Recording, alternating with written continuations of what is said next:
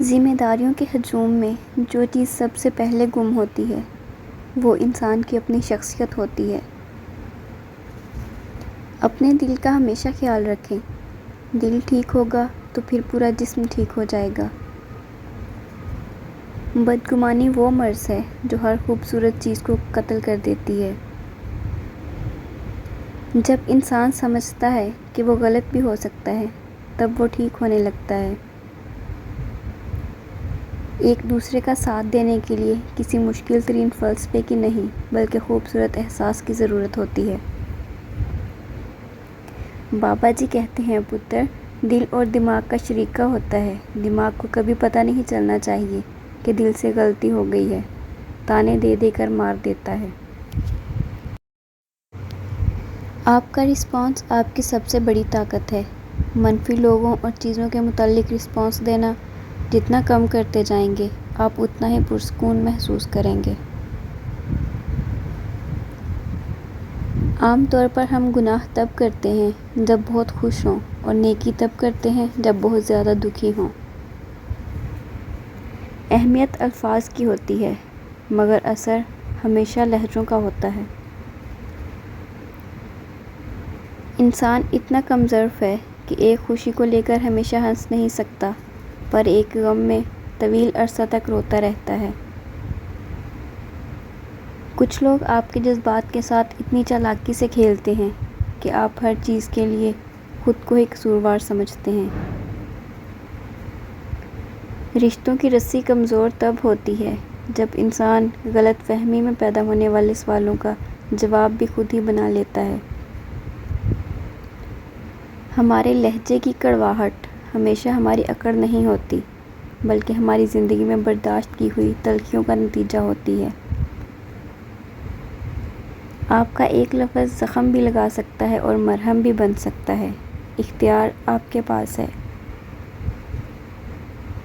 جب کوئی گلہ یا شکایت کرنا چھوڑ دے تو سمجھ لیں کہ وہ آپ سے بہت دور جا چکا ہے۔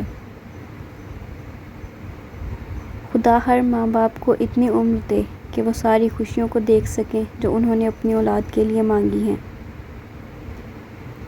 آپ کی مشکلات آسمان جتنی بڑی ہی کیوں نہ ہو، اگر یقین اللہ پر ہے نا تو سنو، دنیا کی کوئی طاقت آپ کو گرا نہیں سکتی اور نہ ہی کوئی مشکل آپ کو ہرا سکتی ہے۔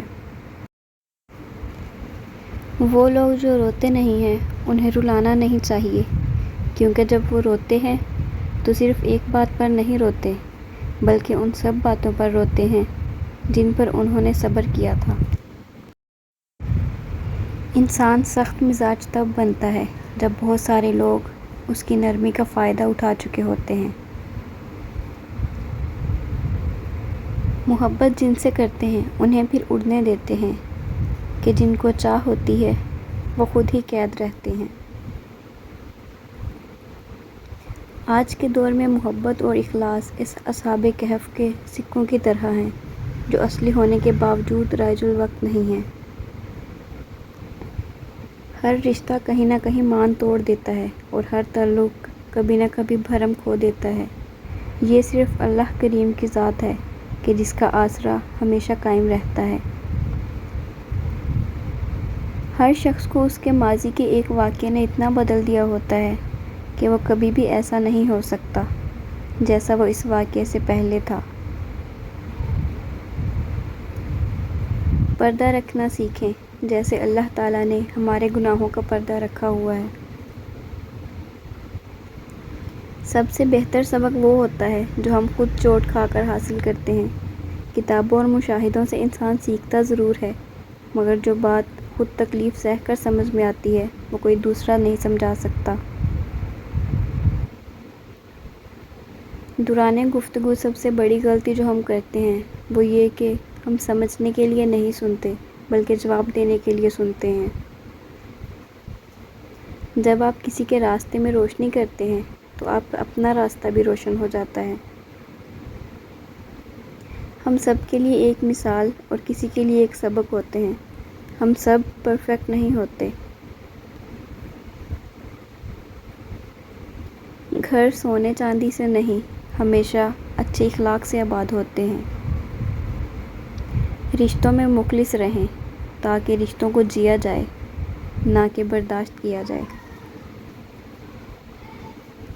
غم اور پریشانیاں ہر ایک کی زندگی کا حصہ ہیں، بس جس نے اپنی پریشانی پر قدم رکھا وہ جیت گیا، اور جس نے پریشانی کو سر پر سوار کیا وہ ٹوٹ گیا۔ دنیا میں سب سے مہنگی چیز بھروسہ ہے، جسے کمانے میں سالوں اور گنوانے میں صرف سیکنڈ کا وقت لگتا ہے۔ اللہ کے فیصلوں پر یقین رکھو، اس پر یقین رکھنے والے خالی ہاتھ نہیں جاتے۔ اپنی ذہنی صحت کا خیال رکھنے میں یہ بھی آتا ہے کہ جو لوگ بضد ہوں آپ کو غلط سمجھنے پر، ان سے بحث نہ کی جائے اور جتنا ہو سکے کنارہ کشی اختیار کر لی جائے۔